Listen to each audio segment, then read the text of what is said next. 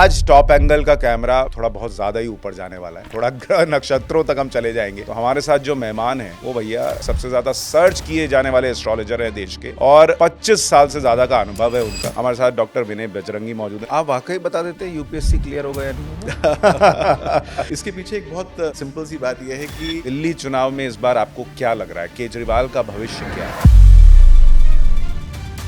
जो हॉरोस्कोप होता है उसका लिंक पिछले जन्म से भी होता है, तो हम पास्ट लाइफ भी पढ़ने की कोशिश करते हैं। आपको ये भी पता है कि मोदी जी पिछले जन्म में क्या थे या क्या जीवन था? मोर और लेस। Oh my God. मैंने जब मोदी जी की कुंडली निकाली, 2 लोगों से बहुत अच्छी मेल खाती है।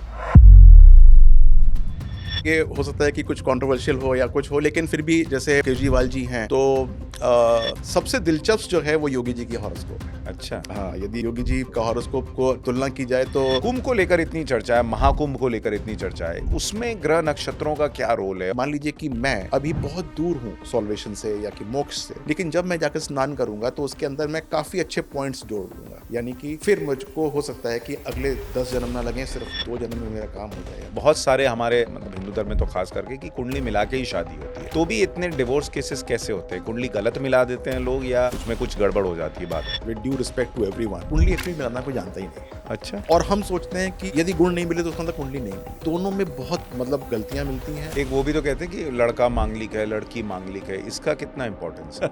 ये पिछले 100-150 साल से ही वर्ड स्टार्ट हुए हैं मांगलिक, इससे पहले नहीं था? पहले नहीं होते थे। लोग कई बार शादी करना है, कुंडली मिलानी है, तो ऐप पर जाकर अपने डेट ऑफ बर्थ डाला, टाइमिंग डाला और कुंडली चार्ट पढ़ लेने का प्रयास करते हैं। क्या ये तरीका ठीक है और ये कितना घातक हो सकता है? आपने जो भी मैच किया किसी भी ऐप से, आप करिए, उसमें कोई रोक नहीं है। लेकिन जब आप कोई डिसीजन लेने वाले हैं, ईदर रिजेक्शन और एक्सेप्टेंस, तो आपको जरूर ये नहीं पूछूंगा कि किसको शेयर मार्केट करना चाहिए, क्योंकि ये तो अलग अलग कई पैरामीटर्स मिला के होगा, लेकिन किसको नहीं करना चाहिए ये अगर आप बता सकें। लेकिन दर्शकों को जब तक आपने पैसा कमाने का उपाय नहीं बताया तो फिर फायदा क्या? थोड़ा पैसा कैसे कमाना ये बताइए। तो देखिए, पैसा कमाने के उपाय तो बहुत सहज, बहुत सिंपल होते हैं कि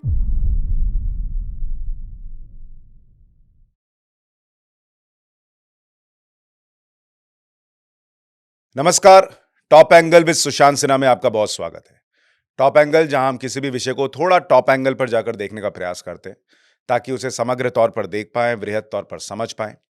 और आज टॉप एंगल का कैमरा थोड़ा बहुत ज्यादा ही ऊपर जाने वाला है, थोड़ा ग्रह नक्षत्रों तक हम चले जाएंगे और वहां से बहुत सारी चीजों को देखेंगे कि दिल्ली के चुनाव में केजरीवाल के नक्षत्र क्या बोल रहे हैं, मोदी जी के नक्षत्र क्या देश को आगे ले जाने वाली दिशा और दशा दिखा रहे हैं, नहीं दिखा रहे हैं, क्या मोदी जी का भविष्य कहता है।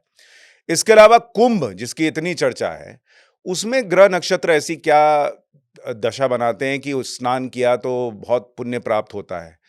इसके अलावा यह भी समझेंगे कि क्या ग्रह नक्षत्र बता सकते हैं कि आप यूपीएससी क्लियर कर लेंगे, आपको शेयर मार्केट में फायदा होगा या नहीं होगा, आपका बिजनेस चलेगा या नहीं चलेगा। और आप कहेंगे कि इतना सब कुछ कौन बताएगा? तो हमारे साथ जो मेहमान हैं वो भैया एस्ट्रोलॉजर ही नहीं है, बल्कि बहुत जाने माने एस्ट्रोलॉजर हैं देश के, सबसे ज्यादा सर्च किए जाने वाले एस्ट्रोलॉजर हैं देश के, और 25 साल से ज्यादा का अनुभव है उनका। हमारे साथ डॉक्टर विनय बजरंगी मौजूद हैं। सर, बहुत स्वागत है आपका। नमस्कार। मैं ये कह रहा हूं कि सबसे पहले तो प्रश्न आपको देखकर मन में यही आता है कि आपको क्या सब पहले पता चल जाता है? पता चल सकता है यदि कोई पूछे तो। पूछे। पूछे तो आपके मन में वो बात कौननी चाहिए या कोई पूछे आपसे, तो आप उसको रीड कर सकते हैं। आपके साथ भी वो समस्या आती है जो अमूमन एस्ट्रोलॉजर्स के साथ आती है कि कहीं भी जाओ तो लोग कहते थोड़ा सा बता देते, थोड़ा तो सा बता दो, थोड़ा सा बिल्कुल बिल्कुल यही रहता है। लेकिन विनय जी, क्या अभी मैं आऊंगा कि केजरीवाल, मोदी जी, देश का भविष्य वगैरह वगैरह, और 2025 में क्या होगा, कोविड जैसे हालात तो नहीं होंगे, युद्ध तो नहीं होगा, बहुत कुछ आपसे पूछने को है मेरे पास जी। लेकिन सबसे पहला प्रश्न लोगों के मन में ये होगा कि क्या वाकई एस्ट्रोलॉजी जो है वो इतनी ताकत रखती है कि ये सब अ, वाकई में प्रिडिक्ट कर सके, सही प्रिडिक्ट कर सके? ऐसा क्या है इसके पीछे? देखिए, ताकत होती है जो वो साइंस को हैंडल करता है। यदि मेरे अंदर वो ताकत है कि मैं ज्योतिष की साइंस को हैंडल कर सकूं, तो निसंदेह आपके लिए वो अच्छी होगी। यदि मैं नोविस हूँ, मैं अभी सिर्फ सीख रहा हूँ या फिर मेरे पास वो अनुभव नहीं है, तो ये कसूर ज्योतिष का नहीं है, ये उस ज्योतिषी का है जो कि उस साइंस को हैंडल कर रहा है। तो मैं तो ये कहूँगा कि यदि कोई अच्छा ज्योतिषी है, एक अच्छा एस्ट्रोलॉजर है, तो वो जो भी आपके दिमाग में क्वेश्चन या क्वेरी आ रही है उसको आंसर कर सकता है। तो मतलब मोटे तौर पर एग्जाम्पल से कहूँ तो दोष मसाले का नहीं है, बनाने वाले का है कि उसका बनाने वाले अनुभव कितना है कि कितना मसाला कहाँ बिल्कुल, और कब डालना है। बिल्कुल, बिल्कुल, बिल्कुल सही पकड़ा आपने। तो आपके हिसाब से जब आपने ये सब शुरू किया, आपको ये लगने लगा था कि इससे तो बहुत सारी चीज़ें बहुत क्लैरिटी से पता चल जाती हैं और उसमें साइंस क्या है इसके पीछे? देखिए साइंस तो अभी की नहीं है, ये बहुत पुरानी साइंस है। हमारे ऋषि मुनियों के द्वारा जो है वो ऑब्जर्वेंस के ऊपर साइंस है। इसका एक बहुत ही मूलभूत तरीका है कि उन्होंने देखा कि जो ये ग्रह मूवमेंट करते हैं, वो हमारे ऊपर कोई ना कोई इन्फ्लुएंस करते हैं और वो इन्फ्लुएंस जो है, वो हमारे मन मस्तिष्क के ऊपर इस प्रकार से चलता है कि आज हम कुछ सोचते हैं और हम कल कुछ और सोच रहे होते हैं। तो ये कुछ ना कुछ जो है वो पैरेलल ड्रॉ करते हैं। तो ये ओवर द इयर्स एक एक ढांचे के ऊपर वो किस प्रकार से वो ग्रह जो है वो एक्ट करता है, उसकी इवैल्यूएशन और डिडक्शंस हैं। एक बार एक व्यक्ति को वो इवैल्यूएशन करनी आ जाए, वो समझ आ जाए कि किस प्रकार से डिडक्शंस करते हैं, तो फिर प्रेडिक्शन करना इतना मुश्किल काम होता नहीं है। आप वाक़ई बता देते यूपीएससी क्लियर होगा या नहीं होगा?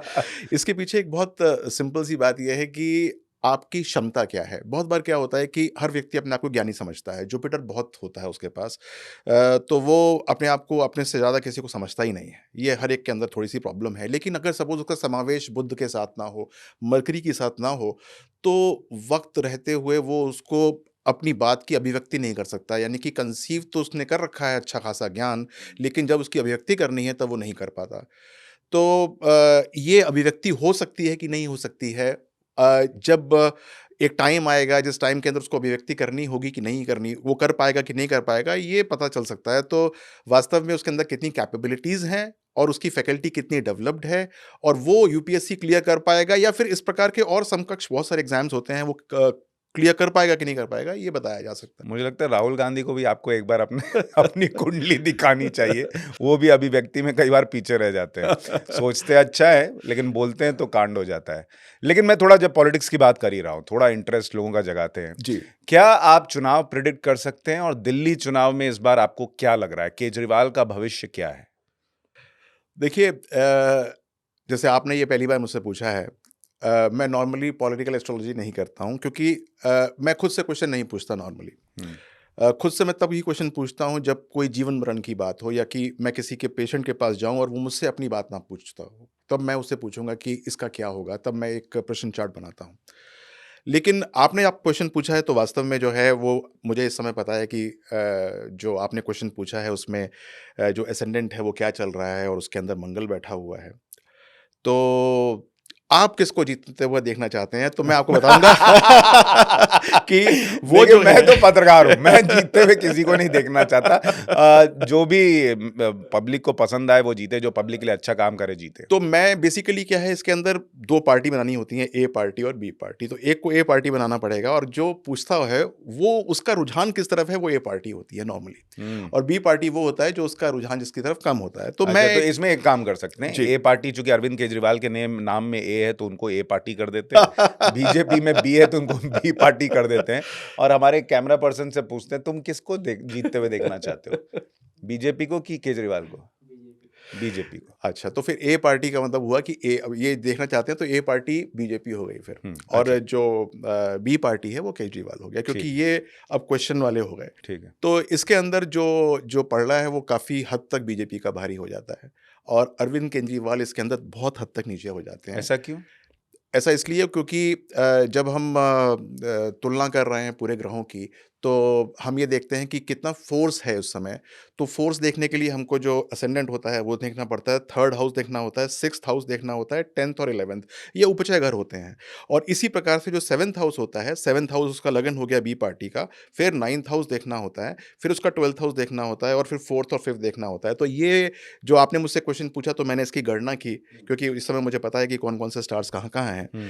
तो अरविंद केजरीवाल थोड़े से पीछे रह जाते हैं और बीजेपी काफ़ी हद तक आगे जा रहा है इसके अगर अंदर। मान लीजिए इन्होंने कहा होता कि ये केजरीवाल को जीतते देखना चाहते हैं, तब आपका एनालिसिस क्या चेंज तो होता? चेंज हो जाता, तब बिल्कुल चेंज हो जाता क्योंकि अब मेरे पास कुंडली है और क्वेश्चन जो जैसा सामने आता है उसी प्रकार से कुंडली को ओरिएंट किया जाता है। ओह! ये तो बहुत कम लोगों को शायद जी, जानकारी होगी कि जी। सवाल पूछने वाले के चॉइस पे भी बहुत कुछ जी, निर्भर जी, करता जी। है। अब इसके अंदर एक बात छोटी-सी बात ये है कि जैसे मान लीजिए कि कोई व्यक्ति आया मेरे पास और उसने क्वेश्चन पूछा, "क्या ये स्वस्थ होंगे?" ये भी एक क्वेश्चन का प्रारूप होता है। ये स्वस्थ होंगे कि नहीं होंगे, ये अलग क्वेश्चन हो गया, क्या ये स्वस्थ होंगे, वो अलग क्वेश्चन हो गया। तो अच्छा। क्वेश्चन पूछना बहुत इम्पोर्टेंट होता है कि आपने क्वेश्चन पूछा क्या है? और ऐसे में अक्सर क्या होता है कि मैं कहता हूँ कि भाई एक बार क्वेश्चन लिख लीजिए आप अपना, क्योंकि ऐसा ना हो कि बाद में आप जब मैं गणना कर रहा हूँ, तो अपने क्वेश्चन को आप किसी और तरीके से नहीं पहले कर दें, नहीं तो बाद में कर दें, कुछ ऐसा कर दें, कॉमा कहीं और लगा दें, तो क्वेश्चन का प्रारूप ही बदल जाएगा इसके अंदर। अगली बार आप जाएँ किसी एस्ट्रोलॉजर के पास और कम से कम विनय जी के पास, तो सोच समझ के सवाल पूछिएगा, उस सवाल का बड़ा महत्व बड़ा है, महत्व ये होता है। आज लोगों को पता चल रहा है। अच्छा, दिल्ली में तो आप कह रहे हैं कि बीजेपी को थोड़ी बढ़त है, केजरीवाल थोड़ा पीछे हैं। लेकिन जब हम ओवरऑल बात करते हैं और सबसे ज़्यादा इस देश में अगर किसी पॉलिटिशियन की चर्चा है, तो वो नरेंद्र मोदी की है। कई लोगों ने कहा 2024 के बाद वो थोड़े कमज़ोर हो गए, किसी ने कहा अब बस यही लास्ट है, 29 तक तो नहीं प्रधानमंत्री रह पाएँगे। नरेंद्र मोदी जी की कुंडली या उनके ग्रह नक्षत्र क्या बताते हैं? वो कहाँ तक जाएँगे? अ, देखिए मैं उनकी कुंडली मैंने काफ़ी बार पढ़ी है, जो मेरे पास अवेलेबल है और इसी प्रकार से बहुत सारे राजनेताओं की कुंडली पढ़ता हूँ मैं। योगी जी की पढ़ता हूँ और साथ-साथ जो है राहुल गांधी जी की पढ़ता हूँ, अरविंद जी की मैंने काफ़ी पढ़ी है और जब भी कोई इवेंट होता है तो उसको पढ़ने की चेष्टा करता हूँ और क्योंकि जो हॉरोस्कोप होता है उसका लिंक पिछले जन्म से भी होता है, तो हम पास्ट लाइफ भी पढ़ने की कोशिश करते हैं कि पास्ट लाइफ में ये कहाँ तक और क्या करते थे ये और ये कहाँ तक पहुँचे थे। तो मुझे काफ़ी रोचक ये अध्याय लगता है जब मैं मोदी जी की पिछली लाइफ को पढ़ने की कोशिश करता हूँ और उसका समन्वय निकालने की कोशिश करता हूँ कि वो इस जीवन के अंदर किस प्रकार से जो है वो जी रहे हैं और उसमें कितना पैरेलल है। तो आपको ये भी पता है कि मोदी जी पिछले जन्म में क्या थे? या क्या मोर जीवन था मोर उनका? और लेस। Oh my God! आज ये भी पता नाम चलने वाला अगर है। मैं नाम ना दूँ, हाँ। लेकिन मैं फिर भी उनकी पूरी जीवन की आख्या कर सकता हूँ कि वो क्या थे और क्या नहीं थे। और मैंने क्योंकि मोदी जी हमारे पिछले काफ़ी समय से प्रधानमंत्री हैं, तो वो तो जब मैं पढ़ाता भी हूँ तब भी वो उस अध्याय के अंदर आ जाते हैं कि आइए देखते हैं कि इनकी कुंडली पुराने किस व्यक्ति के साथ बहुत ज़्यादा मेल खाती है। तो मैंने कुंडली जी जब मोदी जी की कुंडली निकाली तो 2 लोगों से बहुत अच्छी मेल खाती है। एक तो बाजीराव जो कि 1700 ईस्वी के अंदर उनका जन्म हुआ था और काफ़ी काफ़ी नामी-गिरामी मराठा थे। इनसे काफ़ी अच्छी बात जो है वो होती है और दूसरी चंद्रगुप्त मौर्य से होती है। ओह! तो ये जब आप कुंडलियों को एक बार इनकी कुंडली देखेंगे और जो बच्चे एस्ट्रोलॉजी के जो स्टूडेंट्स हैं, हर कोई स्टूडेंट होता है एस्ट्रोलॉजी का, तो वो जब करने की कोशिश करेंगे तो उनको पता लगेगा कि कितनी समानता इसके अंदर है और उनकी जो जो पिछला लाइफ है, वो उनसे बहुत मेल खाता है। तो मैंने नाम दिए हैं, ये एक बार कोई भी स्टडी करने की कोशिश करे तो उनसे पता लगेगा क्या है। ये नाम सुन के तो दिलचस्पी मेरी और बढ़ गई है। ऐसे ही अगर आप दूसरों का भी आपने चूँकि स्टडी किया है, तो राहुल गांधी या केजरीवाल इनका पास्ट लाइफ आपको किससे मैच होता दिखता है? तो देखिए, ये हो सकता है कि कुछ कंट्रोवर्शियल हो या कुछ हो, लेकिन फिर भी जैसे केजरीवाल जी हैं, तो मैसूर के दीवान हैं पुरनैया, अच्छा। उनसे उनका काफ़ी जो है वो रिज़ेम्बलेंस है उनके हॉरोस्कोप का। पुरनैया जी जो हैं वो टीपू सुल्तान के फ़ादर के भी दीवान रहे, टिपू सुल्तान के भी दीवान रहे और उसके बाद जो अंग्रेज़ों के भी दीवान बने वो। तो उनसे जो है वो काफ़ी पैरेलल है उनका। तो वो उनका जो ब्लड के अंदर ब्यूरोक्रेसी है और उसके बाद जो ये एरिस्टोक्रेट हो गए हैं वो वहीं से ड्रॉ करते हैं। तो किसी को यदि अरविंद केजरीवाल का जीवन देखना हो आगे का, तो एक बार पुरनैया जी का जो है विकिपीडिया करके देख लें। तो तो कब कुछ सब कुछ पता चल जाएगा करेगा तो उसको बड़ा मज़ा आएगा इसमें। वाओ! ये तो बहुत फ़ैसिनेटिंग है, ये बातें सुनना। लेकिन एक रह गया राहुल गांधी। देखिए, मैं उसके बारे में कुछ ज़्यादा मैंने काफ़ी स्टडी की हुई है उनकी और स्टडी करता रहता हूँ और मुझे काफ़ी हद तक पैरेलल ड्रॉ हुए हैं। तो कुछ अ, कंट्रोवर्शियल हैं क्या? नहीं ज़्यादा कंट्रोवर्शियल नहीं है लेकिन हुँ। हाँ, मतलब यदि हम लास्ट मुगल से उनको मिलाने की कोशिश करें, तो you will find that it is very, very parallel to the last Mughals. तो बहादुर शाह ज़फ़र, अच्छा। तो उनसे जो है काफ़ी हद तक मिलती है। तो बेसिकली क्या होता है कि जो आपका हॉरोस्कोप होता है, जब आप पैदा होते हैं, उसी समय बन जाता है। आपने एक क्षण भी इस पृथ्वी पे जिया नहीं होता, लेकिन आपका हॉरोस्कोप आपके पास है। इसका मतलब ये जीवन का हॉरोस्कोप तो ये है नहीं, जो आपने पहले करके आए हैं पिछले जीवन में वो हॉरोस्कोप है। तो वो आपको बता दिया कि इस प्रकार से अगर आपने कुछ अपने अंदर सुधार नहीं किया तो आप इस प्रकार से अपना जीवन जिएंगे। हम्म। तो जो भी मैंने नाम लिए हैं, यदि उसके अंदर वो सुधार करना चाहते हैं तो अपने आप को सुधार करेंगे तो जो है वो फ्री विल जुपिटर होता है, उससे आप कर सकते हैं और आगे बढ़ सकते हैं। तो जब हम अभी इस चर्चा पर आए थे तो हमने नरेंद्र मोदी जी का भविष्य आपसे जानना चाहा था, और आप बता रहे थे कि पास्ट लाइफ से आपका ये जीवन भी कनेक्टेड होता है। जी। तो जब आप दोनों को कनेक्ट करते हैं मोदी जी का, तो आपको क्या दिखता है नरेंद्र मोदी के लिए? मुझे तो लगता है कि अभी बहुत सारे वर्ष उनको शासन या फिर उनको जो है वो जो जिस काम के पीछे लगे हुए हैं वो उनको करना है। उसको शासन का नाम दीजिए या फिर उनको आप सबको जोड़कर एक डिवोशन का नाम दीजिए, वो उनको करना है। एज़ बाजीराव वाज़ डिवोटेड, वो डिवोटेड रहेंगे and he will be doing, और पूरे के पूरे मतलब कि एक छत्र में ले आएँगे सबको, जैसे चंद्रगुप्त मौर्य लेकर आए थे। एक हैं तो सेफ है। जी, बिल्कुल। बिल्कुल। लेकिन ये सारी बातें कई बार लोगों को नहीं पता होती कि आपकी पास्ट लाइफ कैसे कनेक्टेड है प्रेजेंट लाइफ से। बहुत सारे लोग जब ये सुन रहे होंगे तो उनके मन में एक प्रश्न ये भी आएगा कि हिंदू धर्म में हम कई बार ये भी कहते हैं कि 84 लाख योनियों के बाद आपको मनुष्य का जीवन मिलता है। तो फिर आप कह रहे हैं बैक टू बैक 2 जीवन मनुष्य का मिल गया। को वो कह रहे हैं 84 लाख योनियों के बाद मनुष्य का जीवन मिलता है। क्या ये दोनों कॉन्ट्राडिक्टरी नहीं है? नहीं, नहीं, नहीं, बिल्कुल नहीं है। ये एक ही बात है बल्कि। आपको आपने 84 लाख योनियाँ बिताईं और उसके बाद आपको एक ह्यूमन शरीर मिल गया, मनुष्य का शरीर मिल गया।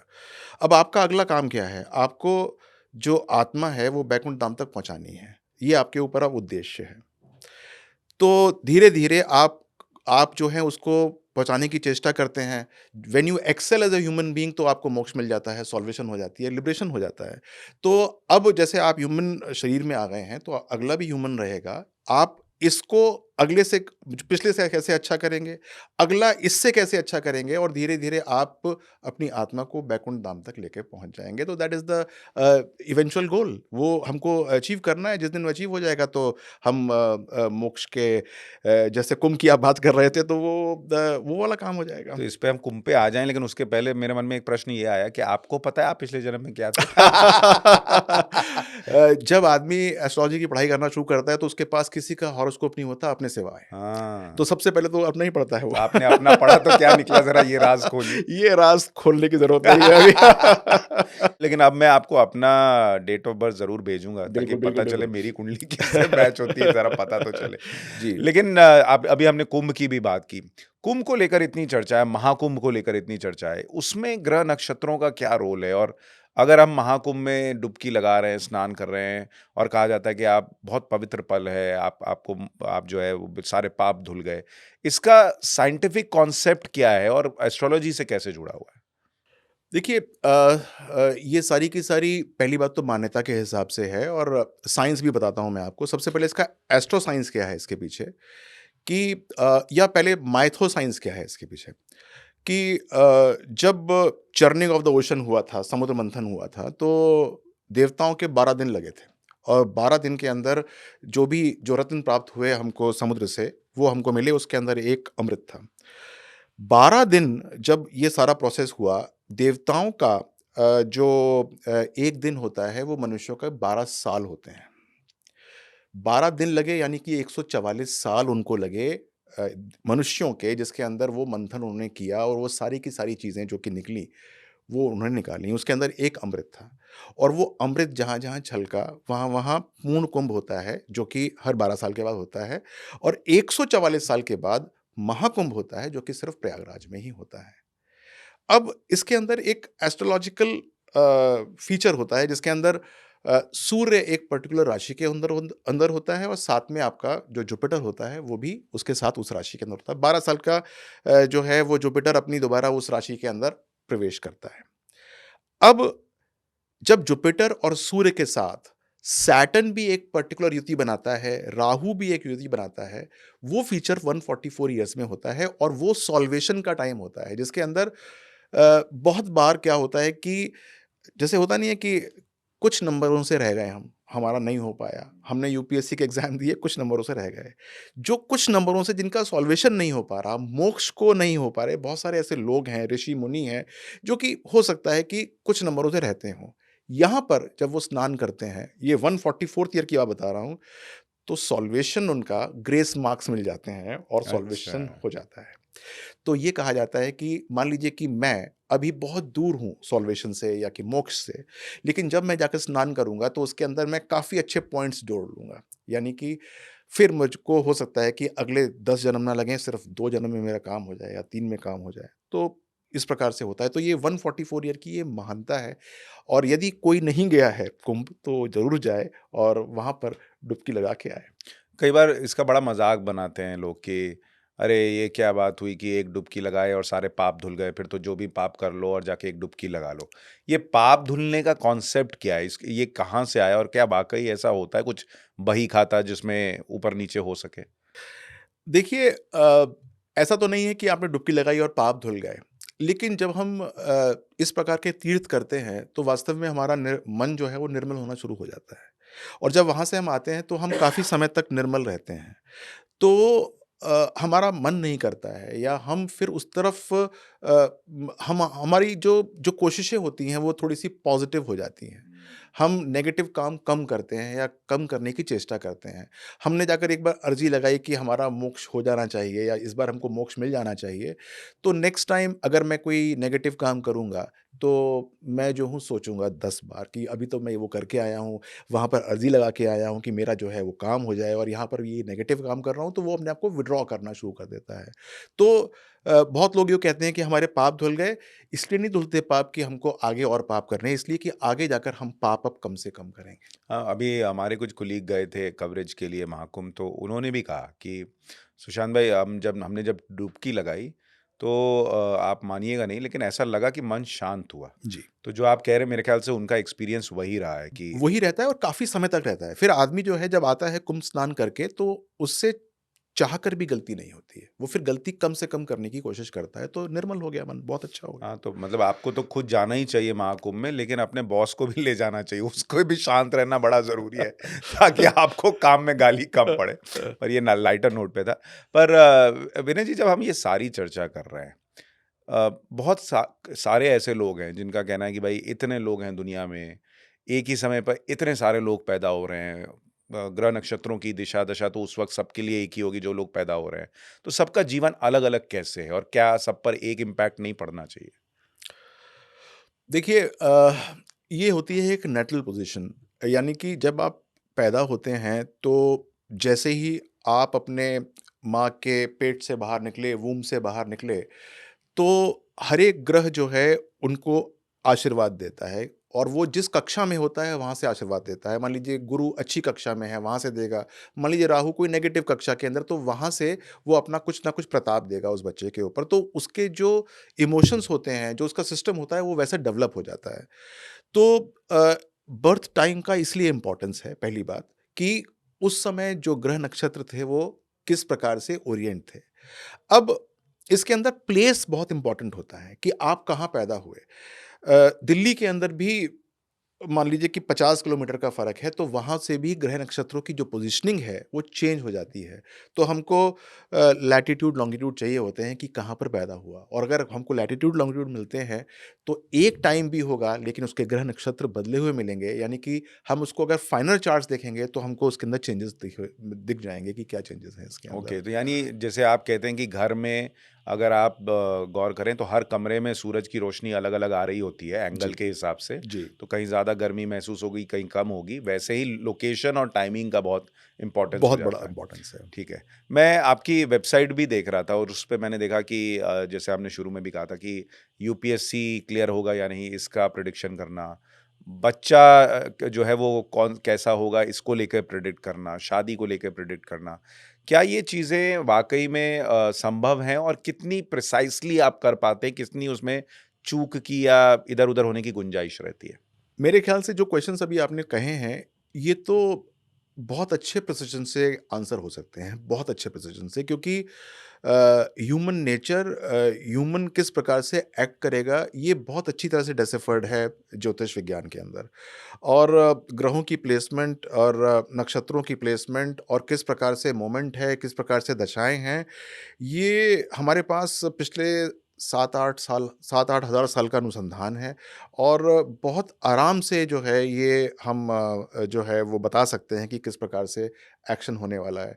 तो ये जो आपने अभी जो ह्यूमन डोमेन की बात की है, ये बहुत आराम से पॉसिबल है, एंड विद 99.99% एक्यूरेसी। अगेन यहाँ कहूँगा कि it also depends on the accuracy और the expertise of the astrologer.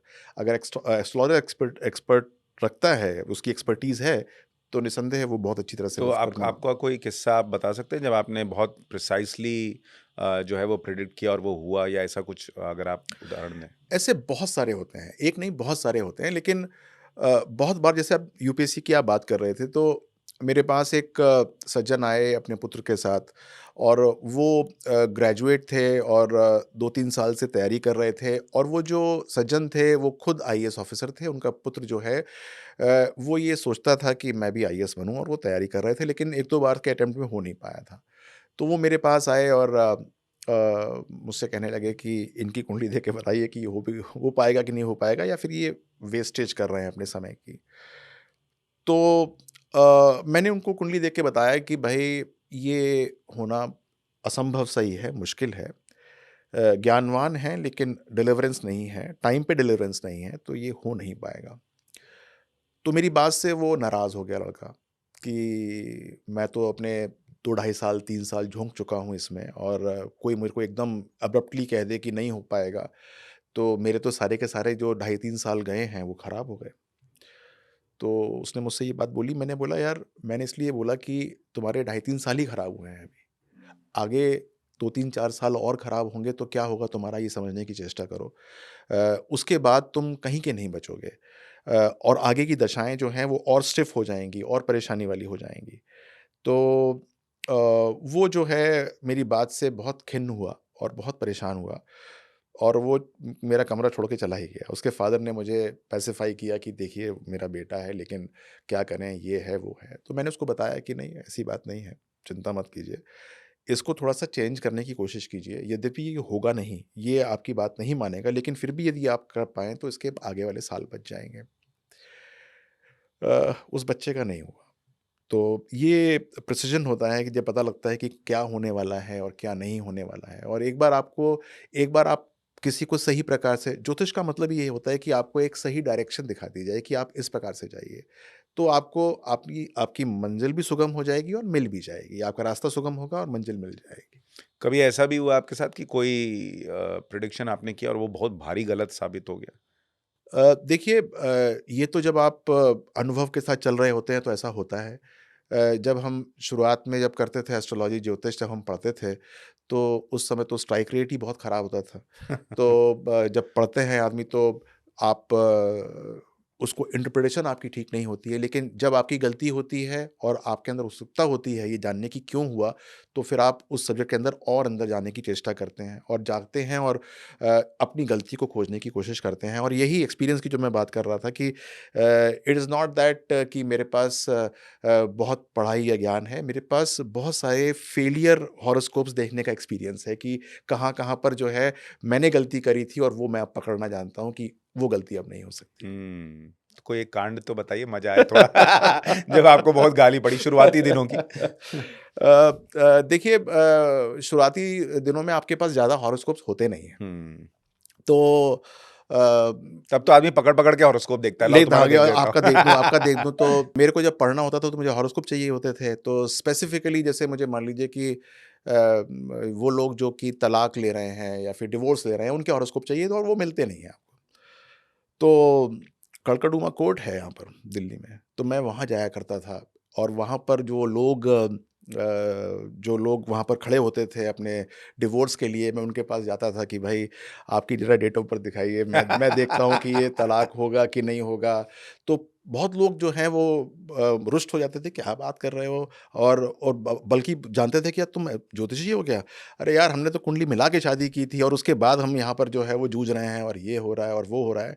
तो उस समय जो है वो किसी का हॉरोस्कोप अगर कोई देख दे और वहीं पर पढ़ना पड़े तो उसके अंदर गलतियाँ होती थी कि मैं कहता था नहीं, नहीं तलाक नहीं होगा, बच जाएगा या फिर तलाक हो जाएगा। तो वो जो है वो मुझे पकड़ लेते थे आकर, क्योंकि उस समय तो टेलीफ़ोन नंबर वगैरह सब शेयर करने पड़ते थे कि भई ये टेलीफ़ोन नंबर है।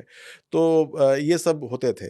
तो शुरुआत के अंदर ऐसा काफ़ी हुआ कि जो जिस प्रकार से हमारा लाइन ऑफ एक्शन या थॉट प्रोसेस होता था, उसको काफ़ी रिफ़ाइन करना पड़ा, and that is how you become an expert in any field for that matter. Vinay ji, जब आप ये बता रहे थे तभी ये ख़्याल आ रहा है कि बहुत सारे हमारे मतलब हिंदू धर्म में तो ख़ास करके कि कुंडली मिला के ही शादी होती है।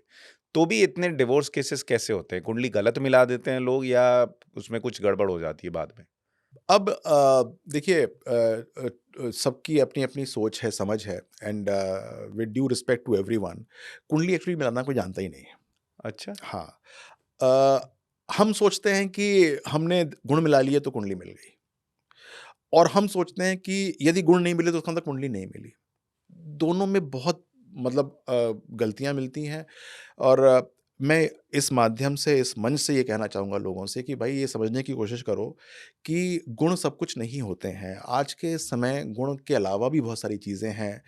फ़ाइनेंशियल कंपैटिबिलिटी चाहिए आपको, मेंटल कंपैटिबिलिटी चाहिए आपको, ऐज कंपैटिबिलिटी चाहिए। एक की ऐसा ना हो कि एक 100 साल का हो और एक जो है वो 40 साल में ही जो है वो चला जाए। ये सब कंपैटिबिलिटी कौन देखेगा? फिर आज की डेट में वो लड़कियाँ नहीं रहीं जो पहले होती थीं। आज की डेट में हर एक लड़की कुछ न कुछ करना चाहती है, और यदि नहीं भी कर रही है तो शादी के 5-7 साल बाद वो कहना शुरू कर देगी कि मुझे कुछ करना है, मैं बहुत पढ़ी-लिखी हूँ और मैं घर में नहीं बैठ सकती। तो वो जो डायनामिक्स हैं, जो आज से 25, 50, 100 साल पहले होती थी, वो चेंज हो चुकी हैं। तो कुंडली इस प्रकार से नहीं मिल सकती कि आपने गुण मिलाए और आप कहा कि शादी हो गई। आपको तो जो और चीज़ें हैं, जैसे मैंने बताया कि फाइनेंशियल जो कंपैटिबिलिटी है वो है। आपके बीच में एक ने कही और दूसरे ने मानी वाला क्या एटीट्यूड है, कि कभी किसी ने कहा और दूसरे ने मान ली, और कभी इसने कहा और उसने मान ली, वो एटीट्यूड कहाँ है, वो है कि नहीं है? पहले तो क्या होता था कि आदमी ने कह दिया और वो पत्थर की लकीर हो गया, उसके अलावा कोई कोई कुछ कह नहीं पाता था। लेकिन आजकल अगर ऐसा होने लग जाए, तो वैसे ही द्वंद हो जाएगा, वैसे ही जो है वो शादियाँ जो हैं वो ख़त्म हो जाएँगी, और यही प्राइमरी कारण है। तो मैंने अपने काफ़ी सारे ब्लॉग्स के अंदर और काफ़ी सारे मेरी वेबसाइट के ऊपर भी मैंने ये बताया है कि भई जब आप कुंडली का मिलान करें तो ये मत सोचें कि 32 गुण मिल गए हैं या 28 मिल गए हैं तो शादी कर लें, और 4-5 गुण ही मिल रहे हैं तो शादी ना करें। इसके बाद और जहाँ भी हैं जो कि देखने चाहिए, देखना चाहिए कि किस प्रकार से जुपिटर का मिलान हो रहा है। जुपिटर यानी quality of marriage, longevity of marriage. Venus यानी कि आपसी कंपैटिबिलिटी, लव लाइफ। फिर बहुत बार क्या होता है कि लोग कहते हैं कि नाड़ी दोष जो है वो आ गया है, और हम जो है वो शादी नहीं करेंगे, या लोग कहते हैं, या बहुत सारे जो कुंडली पढ़ने वाले भी होते हैं कि लेकिन नाड़ी दोष के कैंसलेशंस होते हैं। और आजकल बच्चे शादी कर रहे हैं 35 साल की उम्र में, 37 साल की उम्र में। अब मान लीजिए कि 35 साल में कोई लड़की शादी कर रही है, तो नाड़ी दोष हो ना हो, बच्चे होने में प्रॉब्लम आएगी ही आएगी। नाड़ी का मतलब प्रोजेनी, बच्चे को लेकर होता है। लेने आएगी ही आएगी। लेकिन आजकल इतने सारे मेथड्स हैं हमारे पास अवेलेबल।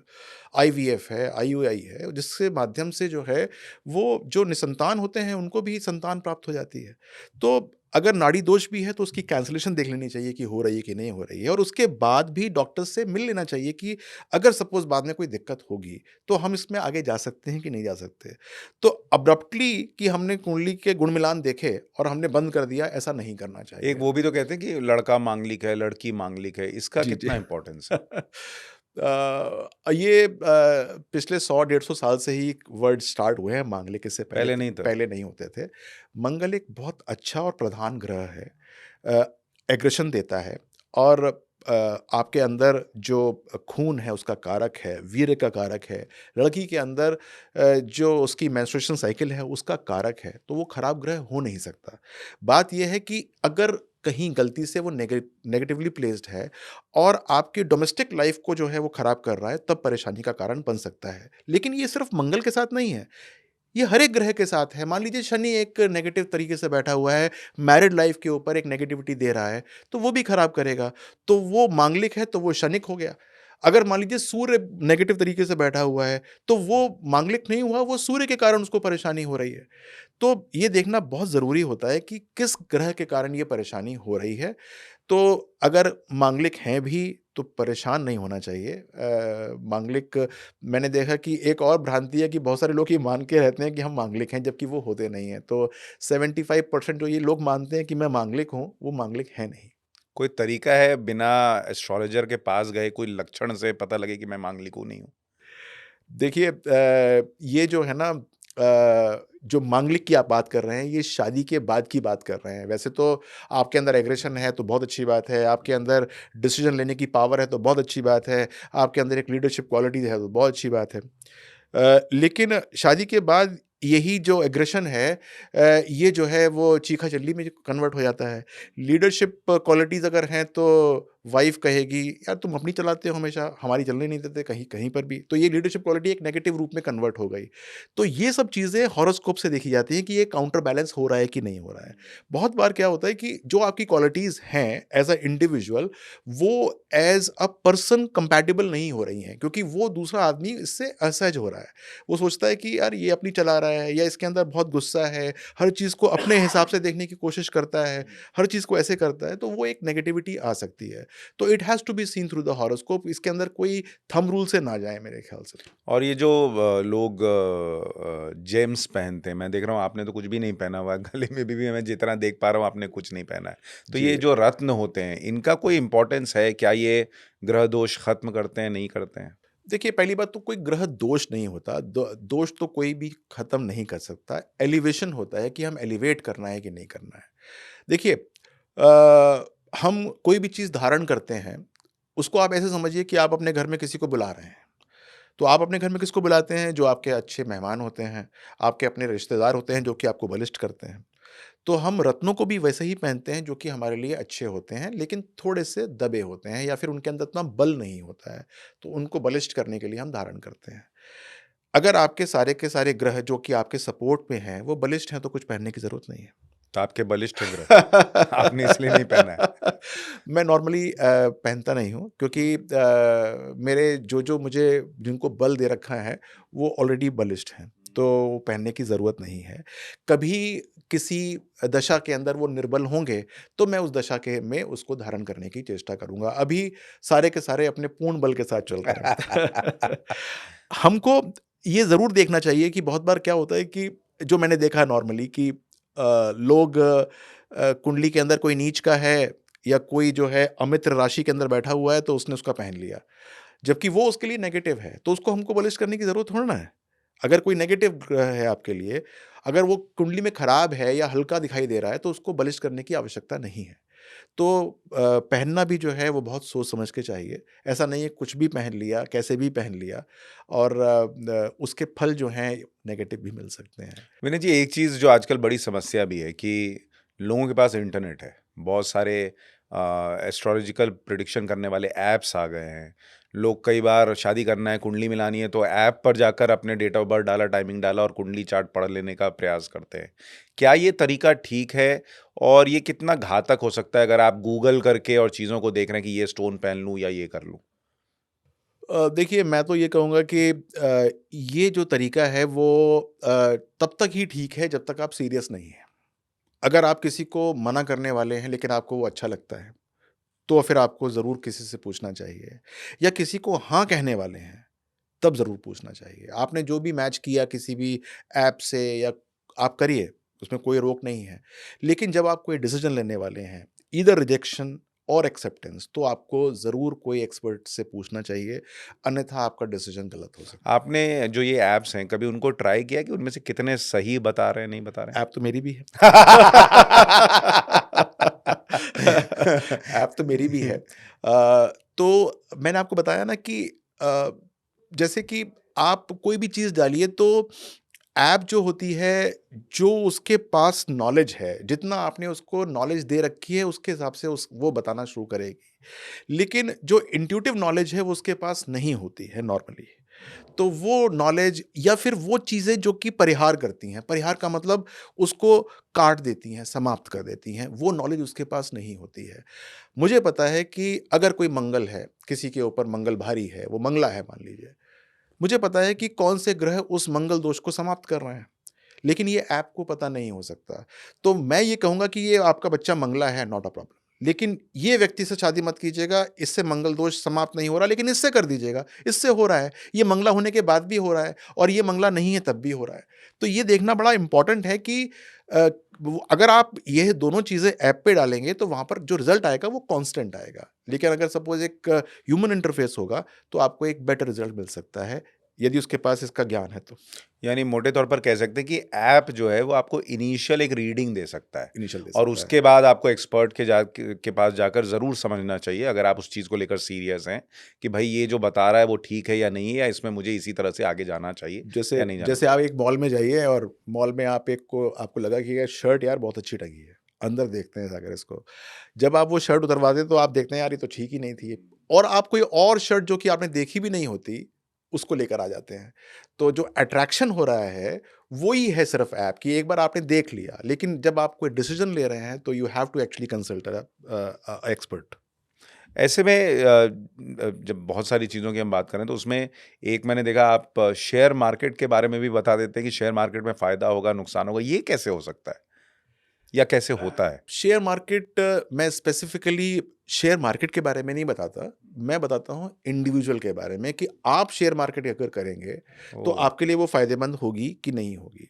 और उसके अंदर भी बहुत सारे लोग हैं आजकल, जो कि शेयर मार्केट जब ऊपर चढ़ती है, तो वो जो है एकदम आ जाते हैं वो कि हम शेयर स्पेशलिस्ट हैं और हम शेयर मार्केट से बहुत पैसा कमाते हैं और हम अपना सारा प्रोफ़ेशनल लाइफ़ बंद करके, अपना सारा का सारा जो मन है और सारा धन है, वो शेयर मार्केट में लगा रहे हैं। उनको मैं उनकी रीडिंग ज़रूर करना चाहूँगा कि भाई आपको ये करना भी चाहिए कि नहीं करना चाहिए। शेयर मार्केट के अंदर आपको कहाँ तक जाना चाहिए? आपको लॉन्ग टर्म रहना चाहिए, शॉर्ट टर्म रहना चाहिए या फिर आपको इम्पल्सिव बाइंग में रहना चाहिए कि नहीं रहना चाहिए? आप इंट्राडे करते हैं तो इंट्राडे करना चाहिए कि नहीं करना चाहिए? ये आपके हॉरोस्कोप से बहुत आराम से पता चल सकता है कि आपको करना क्या चाहिए और करना कितने एक्सटेंट तक चाहिए। मैं ये नहीं पूछूंगा कि किसको शेयर मार्केट करना चाहिए क्योंकि ये तो अलग-अलग कई पैरामीटर्स मिला के होगा। लेकिन किसको नहीं करना चाहिए, ये अगर आप बता सकें हमारे दर्शकों के लिए? देखिए अगर कुंडली के अंदर जुपिटर और मरकरी की अलाइनमेंट अच्छी नहीं है। अलाइनमेंट का मतलब ये है कि वो दोनों के दोनों आपस में लॉस के सीक्वेंस में बैठे हुए हैं, 2-12 के सीक्वेंस में हैं, तो इसका मतलब आपका जो इम्पल्स है, वो आपके ज्ञान के ऊपर आधारित नहीं है। यानी कि आप बहुत इम्पल्सिव डिसीज़न ले सकते हैं और वो उसका बेस ज्ञान नहीं हो सकता। राधे श्याम ने फ़ोन करके बोला कि ये आज बेच दो या ये खरीद दो, उसी पे कर देंगे, आप अपना ज्ञान उसके अंदर अप्लाई नहीं करेंगे, तो उसको जो है वो नहीं करना चाहिए। यदि जो कारक होता है शेयर मार्केट का वो मरकरी होता है, बुध होता है, वो आपके 10th हाउस से सही प्रकार से अलाइन नहीं है। 10th हाउस के परिप्रेक्ष्य में वो लॉस में बैठा हुआ है या फ़ायदे में बैठा हुआ है, तो वो एक बहुत बड़ा फैक्टर होता है आपको बताने के लिए कि आपको शेयर मार्केट करनी चाहिए, किस हद तक करनी चाहिए, ये पता लगता है आप शेयर में पैसा लगाते हैं? उससे। मैं लॉन्ग टर्म लगाता हूँ। लॉन्ग टर्म लगाते हैं। जी। कि कैसे लोगों को बिज़नेस करना चाहिए या नहीं करना चाहिए? कई लोग होता है बिज़नेस के लिए बने ही नहीं हैं, लेकिन बहुत पैसा लगा देते हैं, उसके बाद समझ में आता है कि भाई हम बिज़नेस के लिए नहीं थे। तो नौकरी पेशा व्यक्ति कौन-सा होना चाहिए या बिज़नेस वाला कौन-सा होना चाहिए? ये तो कुंडली बताएगी। हुँ। लेकिन फिर भी लेकिन कोई जेनेरिक चीज़ें जो मोटे तौर पे जो हम शुरुआती कह रहे हैं कि शुरुआती आपको देखिए, मैं अनुमान आपको लगे। इसका एक बहुत सिंपल सा जो है वो तरीका बताता हूँ कि जो लोगों को देखना चाहिए। हर एक व्यक्ति की कुंडली के अंदर जो धन योग है या जिसको लक्ष्मी योग बोलते हैं, वो सीमित है या फिर वो डिफाइंड होता है। और जो लक्ष्मी योग है, वो किससे एक्टिवेट हो रहा है? यानी कि आपका लक्ष्मी जो आने वाली है, वो कैसे आने वाली है? वो आने वाली है बिज़नेस करके या वो आने वाली है नौकरी करके, ये भी डिफाइंड होता है। तो बहुधा क्या होता है कि व्यक्ति सोचता है कि नौकरी करते हुए कि यार मैं तो नौकरी कर रहा हूँ और मेरी सारी एक्सपर्टीज़ है और जिनके लिए मैं नौकरी कर रहा हूँ वो सारा का सारा श्रेय उनको जाता है, एक्सपर्टीज़ मेरी है। अगर लाला जी को मैं साइड से हटा ही दूँ तो मैं ही बिज़नेस कर लूँगा। तो ये एक बार देखना बहुत ज़रूरी है कि जो आप सोच रहे हैं वो आपके हॉरोस्कोप से अलाइन हो भी रहा है कि नहीं हो रहा है। आपकी आपको अगर तनख्वाह मिल रही है और वो बहुत अच्छी तनख्वाह मिल रही है, तो क्या वो बिज़नेस से भी वैसे ही मिलेगी कि नहीं मिलेगी, ये देखना बहुत ज़रूरी होता है। तो अपनी लक्ष्मी योग का अवलोकन कराना चाहिए, मूल्यांकन कराना चाहिए कि कितना बड़ा लक्ष्मी योग है। वो किस चीज़ से ट्रिगर हो रहा है, यानी ट्रिगर का मतलब होता है कि वो किस चीज़ से एक्टिवेट हो रहा है कुंडली के अंदर, वो नौकरी से हो रहा है कि बिज़नेस से हो रहा है। यदि नौकरी से हो रहा है तो बिल्कुल चुपचाप नौकरी करनी चाहिए। अगर वो बिज़नेस से हो रहा है तो किस प्रकार के बिज़नेस से हो रहा है, ये भी देखा जाता है। आपका फ़ील्ड वो नहीं है लेकिन आप उसमें वेंचर कर गए, या फिर आपकी एक्सपर्टीज़ वो ओवर द टाइम आ ही नहीं पाई लेकिन आपने वेंचर कर दिया तो आपको नुकसान हो जाएगा। बहुत बार मैं ये देखता हूँ कि वो बच्चे जो कि 25-26 साल की उम्र में अच्छी नौकरी कर रहे होते हैं, 30 साल तक अच्छी नौकरी कर रहे होते हैं, लेकिन उनके मन में एक एक बात आ जाती है कि अपना कुछ करना है। अपना कुछ करना है, क्योंकि मैंने अपना इसलिए मैं पैदा नहीं हुआ हूँ कि मैं जो हूँ लाला के जूते घिसूँगा, नहीं। क्यों, या फिर उन्होंने फ़िल्म देखी होती है ज़िंदगी ना मिलेगी दोबारा। लेकिन मेरे पास तो वही लोग आते हैं जो कि बेचारे फेलियर होते हैं और जो कि सब कुछ अपना लुटा देते हैं। जो कमाया होता है 4-5 साल में, माँ-बाप से पैसा लेके फिर डेट में चले जाते हैं, वहाँ से लगा देते हैं और चल नहीं रहा होता। इसके अंदर एक और बहुत बड़ी ब्रीड है, जो कि मैं देखता हूँ वो ऐसी है कि 10-15 साल से बिज़नेस कर रही है, ना तो फ़ायदा हो रहा है, ना नुकसान हो रहा है। उसको लगता है कि अब हो जाएगा, तब हो जाएगा, कुछ कभी-कभी मिल भी जाता है। ये ब्रीड के लिए बड़ा इम्पोर्टेंट है डिसीज़न लेना कि अब करना क्या है, कि बिज़नेस करते-करते इतने साल हो गए कि अब वो बिज़नेसमैन कहलाते हैं, लेकिन जो बिज़नेस से जो असली जो जूस है, वो उनको मिल ही नहीं रहा, क्योंकि उनकी कुंडली में वो योग नहीं है। उन लोगों को अपना हॉरोस्कोप ज़रूर दिखाना चाहिए कि आगे करना क्या है, अन्यथा परेशानी हो सकती है। विनय जी, नज़र लगती है क्या? जो हम कई बार कह देते हैं कि इसको नज़र लग गई है, ऐसा होता है क्या? देखिए नज़र तो लग सकती है, बिल्कुल लग सकती है। जब आपके राइवल्स जो हैं, वो आपकी तरक्की से परेशान होना शुरू कर देते हैं, तो वो आपके लिए कहीं न कहीं अड़ंगी बनाना शुरू कर देते हैं। ये तो एक बहुत सिंपल सी बात है। किसी भी फ़ील्ड में ऐसा होता है कि आपके राइवल्स, आप जितना ऊपर उठते हैं, आपकी राइवलरी इतनी बढ़ जाती है, उसी प्रकार के लोगों के राइवल आपके राइवल हो जाते हैं कि भाई इसको तो पीछे करो वरना तो ये तो खा जाएगा, और वही नज़र लगना होता है। जिसका 4th हाउस हल्का होता है, उसके राइवल्स जो है उसके ऊपर जो है वो विजय प्राप्त कर सकते हैं। तो उसको थोड़ा-सा हमेशा सचेत रहना चाहिए कि ऐसा ना हो कि जो राइवल्स जो हैं, सो कॉल्ड नज़र है, वो उसके ऊपर हावी ना हो जाए और उसको परेशान ना तो कर अगर दें। किसी को ज़्यादा नज़र लगती हो तो बचने का उपाय क्या है? ये देखना है कि कैसे कॉशन के साथ चलना है और कहाँ-कहाँ पर जो है वो अपने आप को ज़्यादा नहीं झोंकना है। किस तरफ जो है वो अपने आप को ज़्यादा झोंकना है, ताकि ऐसा ना हो कि जो राइवल्स हैं, नॉर्मली क्या होता है कि बहुत बार ऐसा होता है कि आप पटकनी दे पाते हैं अपने राइवल्स को। लेकिन बहुधा क्या होता है कि जो गुप्त शत्रु होते हैं, उनको आप पटकनी दे ही नहीं पाते हैं। तो गुप्त शत्रुओं के उपाय धीरे-धीरे करते रहें, तो उससे लाभ मिलता है। कई लोगों को मैं देखता हूँ पैर में काला धागा बाँध के चलते हैं, उससे कुछ होता है? होता होगा, मुझे उसके बारे में ज्ञान नहीं है। अच्छा, एक और कॉन्सेप्ट है कि जो आप चाहते हैं वो आप जीवन में पा सकते हैं। क्या ये सच है? ऐसा हो सकता है? देखिए, ये तो पावर ऑफ पॉजिटिव थॉट्स है। आप ज़रूर जो है ये तो एक मैनिफेस्टेशन है कि आप अच्छा सोचेंगे, पाने की कोशिश करेंगे, एक पॉजिटिव डायरेक्शन में अपनी एनर्जी लगाएँगे तो ज़रूर प्राप्त कर सकते हैं उसको। लेकिन टाइमिंग एक बार देख लेनी चाहिए कि ऐसा तो नहीं है कि हम गलत समय पे गलत चीज़ चाह रहे हैं, या फिर ऐसी चीज़ चाह रहे हैं जो कि उस समय मिल ना रही हो, तो उससे क्या होता है कि आदमी जो है कुंठित हो जाता है मन उसका, कि 2 साल हो गए, 1 साल हो गया और हमने बहुत प्रयास कर लिया और अब जो है वो एक अवसाद आना शुरू हो जाता है, डिप्रेसिव टेंडेंसीज़ आनी शुरू हो जाती हैं।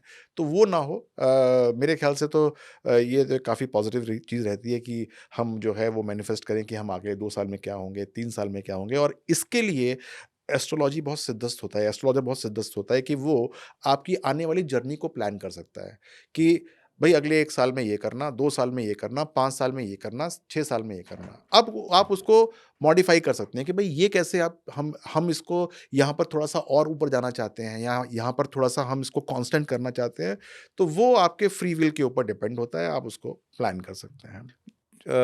जब हम बात कर रहे हैं और आप वास्तु एक्सपर्ट भी हैं, तो क्या वास्तु का भी रोल है अगर ग्रह नक्षत्र खराब चल रहे हैं या जिस तरह का रिजल्ट देना नहीं दे रहे हैं? तो एक तो हमने रत्नों की बात की, घर में अगर आप वास्तु को ठीक करें, तो जीवन ठीक हो सकता है? देखिए, वास्तु मैं करता हूँ, वास्तु मैं देखता हूँ, लेकिन मैं कहूँगा कि vastu is 10-15%, 85% is your chart, oh! Right? आप ये सोचें कि खराब चल रहा है और मैं वास्तु बिल्कुल परिवर्तित कर देता हूँ, तो या मैं बिल्कुल वास्तु के अनुरूप कर देता हूँ, तो वो हिलेगा, लेकिन 10-15% हिलेगा। पहले तो एक बार चार्ट देखना बहुत ज़रूरी होता है। और सबसे बड़ी बात ये है कि आपके चार्ट से ये भी पता चल जाता है कि आपका वास्तु कहाँ-कहाँ खराब है। मुझे आपके ना तो घर को देखने की ज़रूरत है, ना मुझे आपकी फैक्ट्री को देखने की ज़रूरत है या फिर आपके वर्क प्लेस को देखने की ज़रूरत है। आपके हॉरोस्कोप के अंदर ही पता चल जाएगा कि आपके कहाँ पर क्या-क्या परेशानी आपने वहाँ पर जनित की होंगी, जिसको कैसे ठीक करना है। ओह! ये तो कमाल की बात है कि आपके बर्थ चार्ट से वास्तु जी। दोष पता चल जाता है। जी, बिल्कुल पता लग जाता है। कुछ ऐसे टिप्स वास्तु के जो हमारे दर्शकों को अगर आप दें, जो उनको नॉर्मल ज़िंदगी में जो अमूमन लोगों को समस्याएँ आती हैं, उसमें फ़ायदा दे सकें? हाँ, बिल्कुल। तो सबसे बड़ी बात क्या है कि मैंने ये देखा कि बहुत बार लोग ये सोचते हैं कि हमारे यहाँ वास्तु दोष है या फिर कोई वास्तु कंसल्टेंट जाते हैं, वो कहते हैं कि ये परेशानी है, वो परेशानी है। तो एक सबसे बड़ी टिप है और वो है सुंदरकांड का पाठ करना। हुँ। अगर मान लीजिए कि घर के अंदर ऐसे वास्तु दोष हैं, जिनका आप कुछ कर नहीं पा रहे क्योंकि आज के समय जो लोग फ्लैट्स में रहते हैं और कोठियों में भी रहते हों, फ्लैट्स तो 80-85% जो है वो वास्तु दोष लिए होते हैं और जो कोठियाँ होती हैं वो भी 40-50% वास्तु दोष लिए होती हैं, क्योंकि जो मूलभूत चीज़ें होती हैं वही हम सबसे पहले उनको अलग कर देते हैं।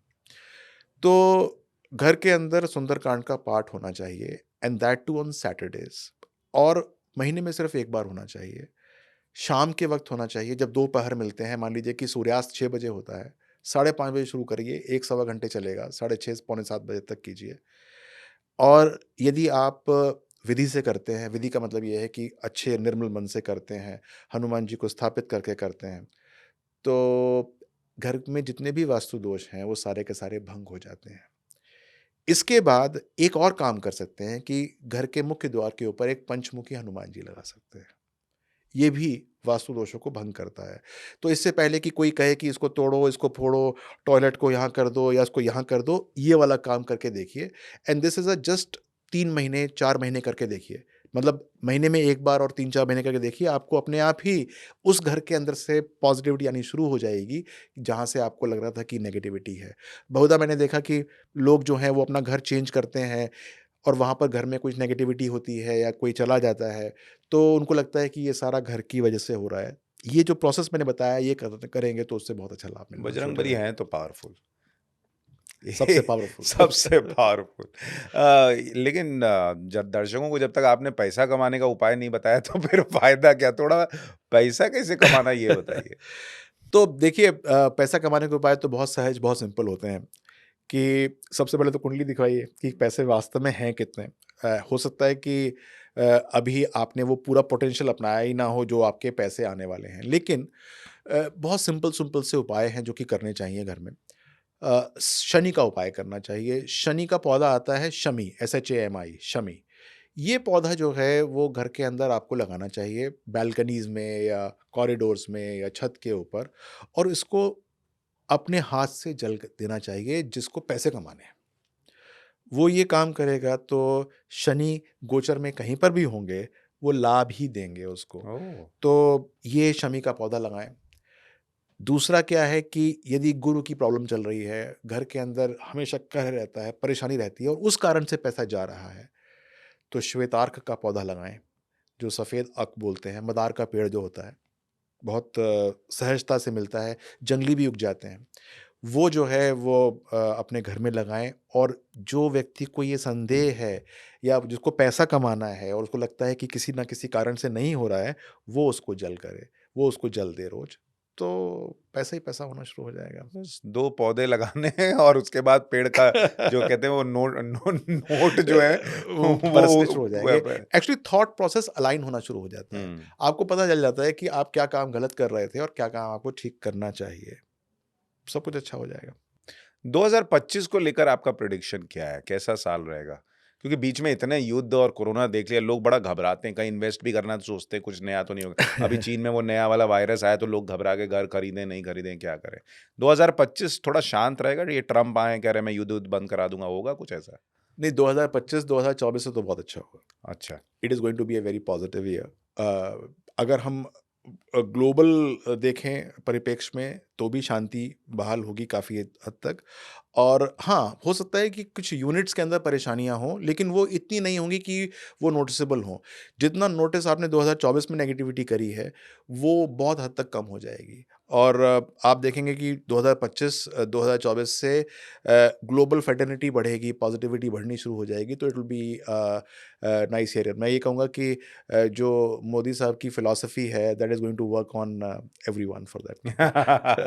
लेकिन जाते-जाते 2 और लोगों के बारे में बता के जाइए। विराट कोहली और रोहित शर्मा फॉर्म में आएँगे कि नहीं आएँगे? देखिए, विराट कोहली और रोहित शर्मा जी जो कुंडली उनकी कहती है, वो अब अपने जो है जो पीक था वो अटेन कर चुके हैं। It is going to be oh! A difficult task for them. और ये उनके लिए भी कर्मा करेक्शन है, यदि वो ये प्रोग्राम देखते हों तो उनके लिए भी कर्मा करेक्शन है कि you guys really will have to really work on yourself, क्योंकि अब जो मंगल की पॉजिटिविटी है नहीं मिल रही है। आपके पास गुरु बहुत अच्छा है, आपके पास मरकरी बहुत अच्छा है, और ये दोनों की बात कर रहा हूँ, लेकिन मंगल आप लोगों का हल्का पड़ गया है। तो you will have to really work on yourself. Mental जो एक एक तरीके का स्टिग्मा आता है, उससे निकलना शुरू कीजिए, और कुछ और टिप्स चाहिए तो मेरे पास आ जाइए। नहीं, और जिन भी लोगों को इस पॉडकास्ट को सुनने के बाद विनय जी से मिलना है, मैं डिस्क्रिप्शन में आपका कॉन्टैक्ट डिटेल वगैरह दूँगा, ताकि वो आपसे मिल सकें। जी, लेकिन बिल्कुल। विनय भाई, बहुत मज़ा आया आपसे बात करके। बहुत सारी ऐसी चीज़ें पता चली जो मुझे भी नहीं पता थी, तो कम से कम ऐसी चीज़ों को जानना, एक्सप्लोर करना बड़ा इंटरेस्टिंग रहा। और आप जिस तरह से बता रहे हैं, उससे भी और इंटरेस्ट पैदा होता है कि हर चीज़ के पीछे एक साइंस है। किसी चीज़ को यूँ ही मत नकारिए, और या किसी चीज़ पर यूँ ही विश्वास मत कर लीजिए। परखिए, जानिए, समझिए, सही व्यक्ति के पास जाकर समझिए, ये भी बहुत ज़रूरी बहुत है, इम्पोर्टेंट और है। उसके बाद अपना मन बनाइए कि वो चीज़ सही है या नहीं है। बहुत-बहुत धन्यवाद विनय जी हमारे साथ जुड़ने के लिए। धन्यवाद, धन्यवाद। आपको ये पॉडकास्ट कैसा लगा, हमें कमेंट करके ज़रूर बताइएगा। नमस्कार।